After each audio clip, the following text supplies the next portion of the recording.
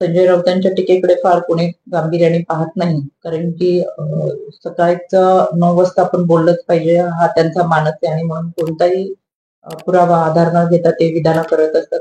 आता महाराष्ट्रही फार त्यांना काही गांभीर्याने पाहत नाही. त्याच्यामुळे महायुतीबद्दल बोलण्यापूर्वी संजयजी राऊत यांना मला असं वाटतं आठवण करून द्यावी की निकाल लागण्यापूर्वी, विधानसभेचा निकालाच्या 1 दिवस अगोदर कोणतं हॉटेल बुक करायचं आणि कुठून कुणाला हेलिकॉप्टरने आणायचं आणि सरकार कसं स्थापन करायचं यासाठी त्यांची बैठका झाल्या होत्या. आणि या बैठका होण्यापूर्वी त्यांच्यामध्ये उमेदवारी वाटपालाच 1.5-2 महिन्याचा कालावधी लागला आणि या उमेदवारी वाटपाच्या वेळेस ते हातघाईवर आलेले होते. त्यांची भांडणं आणि त्यांची भाषा ही महाराष्ट्राने पाहिलेली. त्याच्यामुळं त्यांनी अशा पद्धतीने दुसऱ्यांवरती बोलणं मला असं वाटत नाही त्यांना तो अधिकार आहे.